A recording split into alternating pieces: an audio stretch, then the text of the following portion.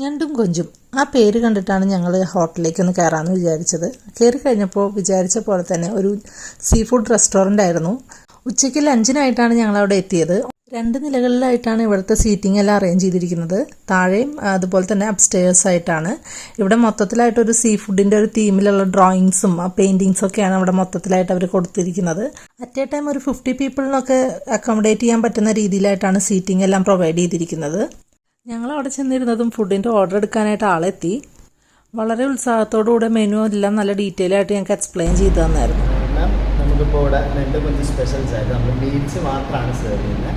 അതിൻ്റെ ഇപ്പോൾ മീറ്റ്സിൻ്റെ ഒപ്പം നമ്മൾ ബേസിക് 120 rupees ചാർജ് ചെയ്യുന്നുണ്ടെങ്കിൽ പോലും അതിലിപ്പോൾ ഒരു 7 to 8 തരം കറീസും ചോറ് പപ്പടം അടങ്ങാൻ 9-10 തരം നമ്മൾ സെർവ് ചെയ്യുന്നുണ്ട്. അത് അൺലിമിറ്റഡായിട്ട് സെർവ് ചെയ്യുന്നുണ്ട്.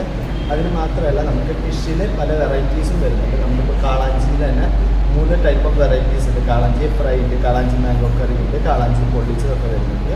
പിന്നെ നെണ്ട് റോസ്റ്റ് വരുന്നുണ്ട്, പ്രോൺസ് ഫ്രൈ സ്ക്വിഡ് ഒക്കെ വരുന്നുണ്ട്. പിന്നെ ഇന്നത്തെ സ്പെഷ്യലായിട്ട് ലോബ്സ്റ്റർ ഉണ്ട്, അത് സ്കാമ്പി ലോബ്സ്റ്റർ ആണ്. അതുപോലെ തന്നെ തിരുത. പിന്നെ ഇവിടുത്തെ മെയിൻ സിഗ്നേച്ചർ ഡിഷസ് ആയിട്ട് വരുന്നത് കരിമീനിൽ തന്നെ കരിമീൻ പൊള്ളിച്ച്, കരിമീൻ ഫ്രൈ.